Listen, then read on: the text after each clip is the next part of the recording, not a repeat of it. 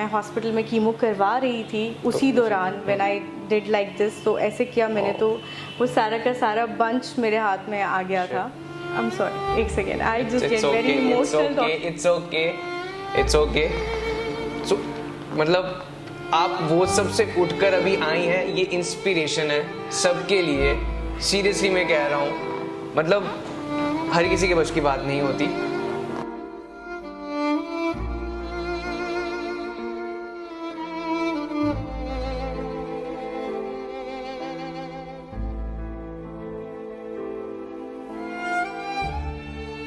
कोई कहते नहीं यार टॉमबॉय नहीं पूछते हैं क्या किया।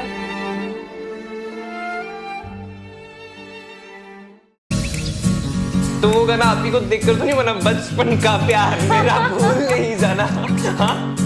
नहीं, हम भूलने नहीं देते एक दूसरे को। हाँ? ओके, तो एक उनके नाम का टैटू है और बाकी एक मेरे बेटे का नाम से है। अरे बेटे का नहीं, यहाँ पे लोगों को बहुत डांटती है यार।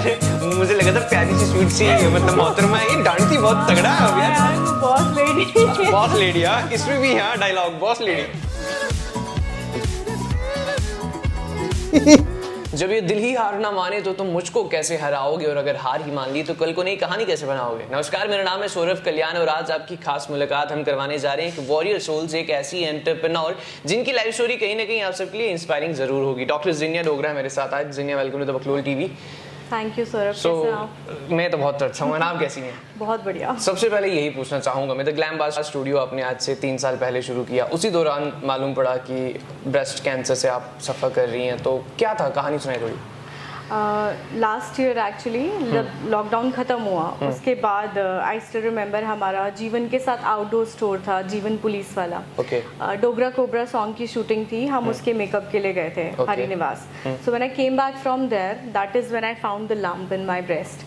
तो इनिशियली थोड़ा सा डर भी लगा कि क्या कैसे, तो ये भी लगा कि वहम होगा शायद से। नहीं, वहम नहीं, क्योंकि वो उसका साइज काफ़ी बड़ा था तो वहम नहीं लगा। बट इनिशियली यही था कि इट्स प्रोबेबली बिनाइन ओनली, ऐसा कुछ नहीं होगा, ये बिनाइन ही रहने वाला है। तो इनिशियली अपने गायनेकोलॉजिस्ट के पास गई, उनसे मिली, उन्होंने कुछ टेस्ट बताए करने के लिए। फिर इस बीच किसी ने रेकमेंड किया कि आप एक बारी जाके अमेरिकन ऑन्कोलॉजी इंस्टीट्यूट में डॉक्टर पारस खन्ना से मिल लें, he is an onco surgeon. So उनसे जाके मिली, फिर उन्होंने कुछ टेस्ट करवाए। बट ये अगस्त से लेके तकरीबन अक्टूबर एंडिंग तक ये सिलसिला चलता रहा, जिसमें टेस्ट हुए लेकिन हमें कुछ एक प्रॉपर डायग्नोसिस नहीं मिल पाया। मतलब एक प्रॉपर पता नहीं लगा क्या होगा, क्या होने वाला है, कि क्या हो रहा है, क्यों हो रहा है, और मतलब हमें ये नहीं पता चल पा रहा था कि ये मैलिग्नेंट है या नहीं है। हमारे पास डायग्नोसिस नहीं था और उस वजह से हम किसी पर्टिकुलर ट्रीटमेंट प्लान को स्टार्ट नहीं कर पा रहे थे। इस बीच मैं दिल्ली भी गई मेदांता सेकेंड ओपिनियन लेने के लिए, बिकॉज यूजुअली रहता है कि जम्मू में इतना अच्छा नहीं है। ब्रेस्ट कैंसर को लेके मतलब वो है, लोग ज्यादा खुल के बोलते नहीं है, बात ही नहीं करते हैं। यहाँ पे तो लोगों को इतना मालूम ही नहीं है। Me coming from the same medical fraternity, तो अब मेरे को भी उतना ध्यान में ही नहीं थी ये चीज़ें, क्योंकि हम प्रायोरिटी ही नहीं देते अपनी हेल्थ को। So I went to Medanta also, मैंने वहाँ चेकअप करवाया। वहाँ से वापस आए तो हमें कोविड हो गया। तो हाँ, कोविड भी हो गया। कोविड भी हो गया। मैं और मेरे हस्बैंड दोनों इन्फेक्ट हो गए थे। एंड मेरा बेटा ऑलरेडी 4 दिन हमसे अलग था उस टाइम जब हम दिल्ली में थे। सो जब हम वापस आए एयरपोर्ट पे हमें रिपोर्ट्स मिली, तो हमने घर पे इमीडिएटली कॉल कर दिया कि आप लोग घर से चले जाओ, क्योंकि हमें मालूम था कि अगर वो हमें देखता तो वो ज़रूर हमसे मिलता। सो हमने इमीडिएटली घर पे कॉल कर दिया कि आप लोग चले जाओ, तो then we'll come back home. तो मेरे मदर जो हमारे साथ ही रहते हैं, वो मेरे बेटे को लेके अपने घर चले गए। फिर हम आए, फिर तकरीबन 20 डेज़ का हमने क्वारंटीन किया। तो तकरीबन 20-22 दिन के बाद हम अपने बेटे से मिले। वो उस टाइम पे 3 इयर्स का था। तो वो भी एक वो मुझे लगता है सबसे बड़ा ट्रॉमा हमारे लिए वो था उस टाइम पे। मतलब ऐसा नहीं लगा, क्योंकि कई लोग होते हैं अगर छोटा सा भी कुछ हो जाता है तो हमेशा ये होता है कि वाई गॉड वाई मी, ऐसा कुछ ख्याल आया? हाँ, होता तो था, पर उस टाइम तक हमारे पास डायग्नोसिस नहीं था। उसके बाद फिर अक्टूबर एंडिंग में 2 बार मेरी सर्जरी पोस्टपोन हुई। अक्टूबर एंडिंग में 29 अक्टूबर को मेरे बर्थडे से 2 दिन के बाद, एग्जैक्टली 2 दिन के बाद मेरी सर्जरी हुई, लंपेक्टमी। उसमें तो इस दौरान डॉक्टर ने क्या कहा था कि सेफ रहेगा, या मतलब डॉक्टर्स, क्योंकि मेरी एज कम थी, मेरी फैमिली हिस्ट्री नहीं थी, तो वो ऑप्टिमिस्टिक ही रहने की कोशिश कर रहे थे कि प्रोबेबली ये बिनाइन ही होगा। But we had something other than benign in our किस्मत. एनी हाउ लम्पेक्टमी हुई अक्टूबर एंडिंग में. उसका रिज़ल्ट जो बायोप्सी का रिज़ल्ट आया वो आया तकरीबन 10 दिन के बाद 11 नवंबर को. 11 नवंबर को मुझे मेरे डॉक्टर की कॉल आती है, जो नॉर्मली बड़े हेलो मैडम कैसे हो आप करके बात करते थे. बहुत ही सीरियस मोड में उन्होंने मुझसे कहा कि जीनिया आप अपने हस्बैंड के साथ हॉस्पिटल आ जाएं. I realise that it's not going to be a good news, it's going to be something serious. तो अब यूजली अपनी फैमिली में I am the strong one, the backbone, the strength. तो अब उस मतलब वो रिएक्शन मैं नहीं दे सकती थी अपनी फैमिली के सामने. तो आई रिमेंबर कि मैंने जैसे ही मुझे कॉल आया इमीडिएटली मैंने अपनी बेस्ट फ्रेंड को कॉल किया और मैं थोड़ा सा रोई भी कि मुझे पता है it's not going to be a good news. उसने मुझे थोड़ा समझाया कि तू जा तो सही, let's see what happens. So I went there और जब हम अपने डॉक्टर से मिले उन्होंने बताया कि this is your diagnosis, you been diagnosed with this IDC. तो आई रिमेंबर मेरे को एक कोई शॉक नहीं हुआ, कोई ऐसे नहीं हुआ कि क्यों क्या कैसे. एक रिलीफ हुआ मुझे कि फाइनली हमारे पास कुछ सब्सटैंशियल है, चाहे वो नेगेटिव ही क्यों ना है पर है. Now we can work on the treatment plan. तो अब हमें और लेट नहीं होगा, वेट नहीं करेंगे अब हम ज़्यादा.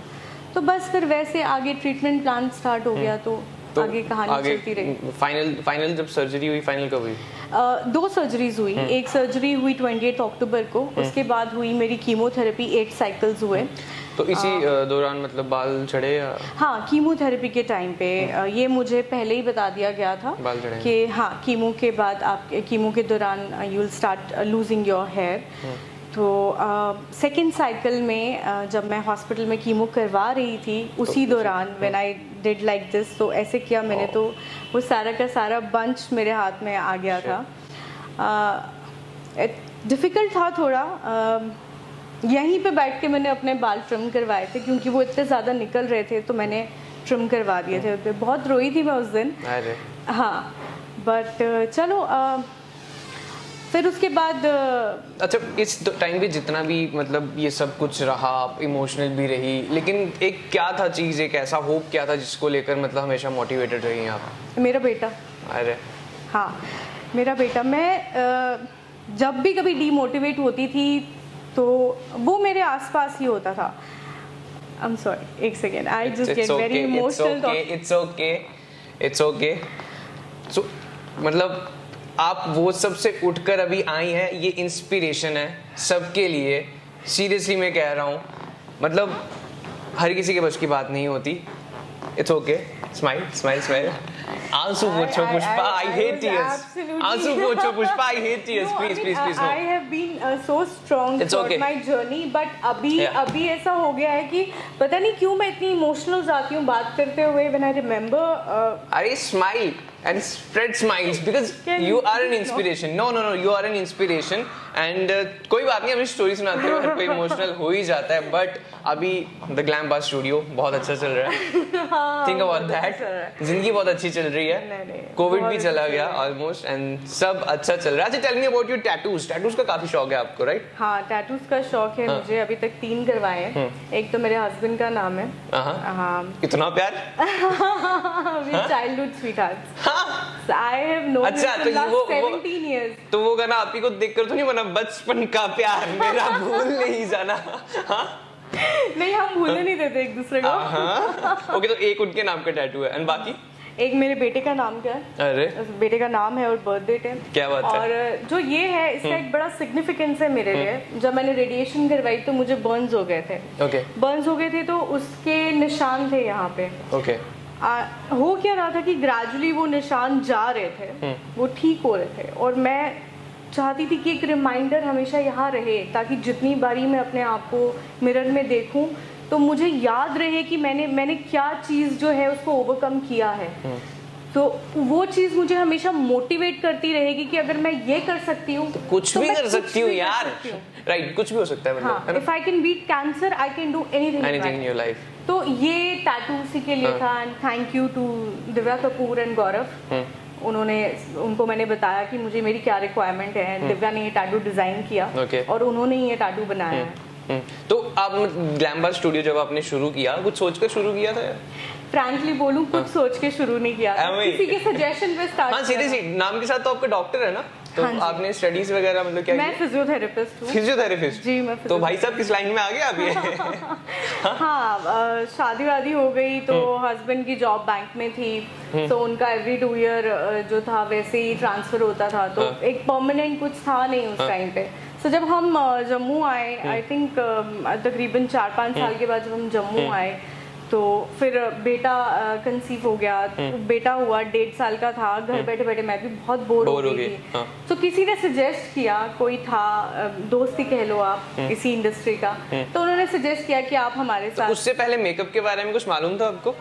जनरल जितना हम लड़कियां करती हैं, काजल या लाइनर लगा लिया ज्यादा से ज्यादा। आजकल काजल और लाइनर तो कहाँ है मेकअप? नहीं, आजकल तो बच्चों ने इतना कुछ सीख लिया है। हमारे हम आजकल तो पता नहीं, मैं इंस्टाग्राम पे रील्स देखता हूँ, DIY पता नहीं क्या, I got this product from this, पता नहीं क्या क्या चलता रहता है। नहीं, हमारे टाइम पे तो लैक्मे का लाइनर होता था। हमारे टाइम पे ऐसे बोल रहे जैसे पता नहीं कौन से बाबा। आप भी माशाल्लाह अभी मतलब खूबसूरत हो इसी जमाने के हो। 31 years old। Okay, you still look pretty. So anyhow, हमारे टाइम पे तो एक लाइनर हुआ करता था, लाइनर और काजल ही ट्रेंडिंग में होते थे, तो वो ही लगाते थे। तो अब जाके तो सब कुछ ही सीख लिया हुआ है।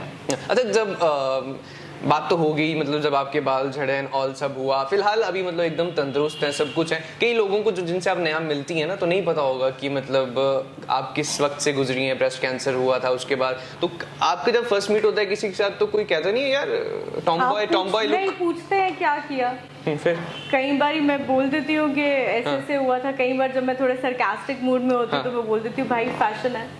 फैशन है, राइट। तो वैसे फैशन को फॉलो करती हैं आप? मुझे लगता है फैशन आपके कंफर्ट के अकॉर्डिंग रहता है, जो मुझे लगता है। ऐसा नहीं है कि अगर किसी के पे कोई चीज़ अच्छी लग रही है तो ज़रूरी नहीं है कि आप पे भी वो अच्छी लगेगी।